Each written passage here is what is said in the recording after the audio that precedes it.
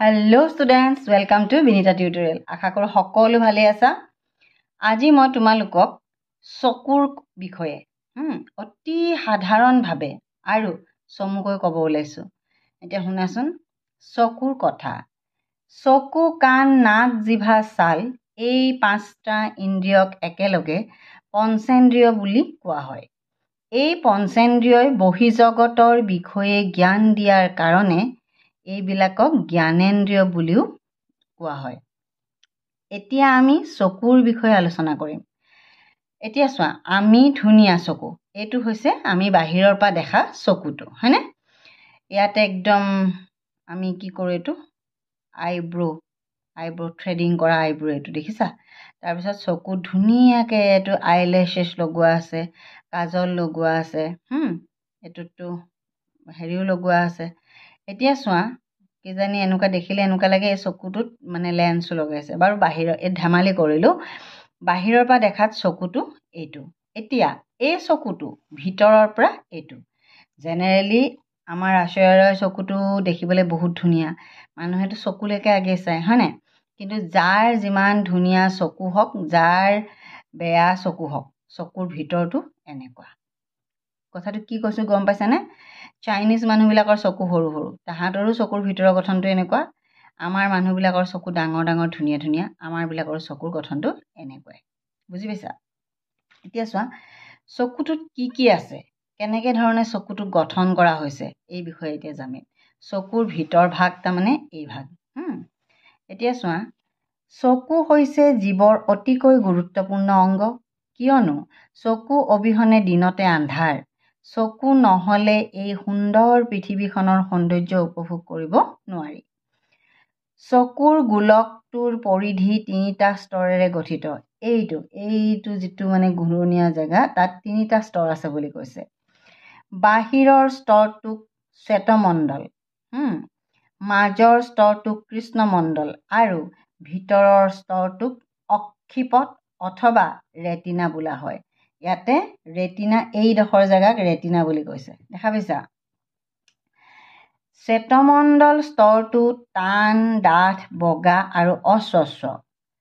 আনহাতে কৃষ্ণমণ্ডল স্তৰটোত ডাঠ কলা ৰঞ্জক দ্ৰব্য থকা কাৰণে কলা ৰঙৰ হয়। কলা ৰঙৰ কাৰণে সেই জেগাডোখৰক কৃষ্ণমণ্ডল বুলি কোৱা হয়।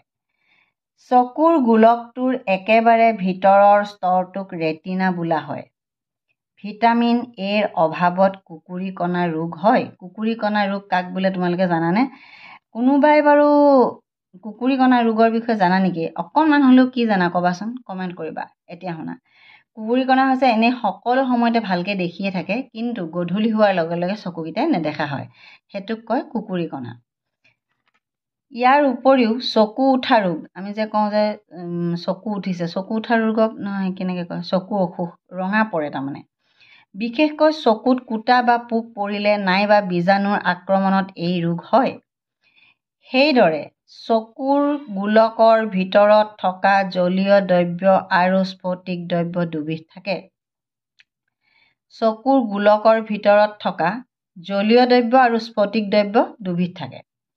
ইহঁতৰ চাপৰ তাৰতম্য ঘটিলে পুষ্টি আৰু অক্সিজেনৰ অভাৱ ঘটে। জলীয় দ্ৰব্য আৰু স্ফটিক দ্ৰব্য দুবিধৰ যদি চাপৰ তাৰতম্য হয়, তেতিয়া অক্সিজেনৰ অভাৱ ঘটে, পুষ্টিৰো অভাৱ ঘটে বুলি কৈছে।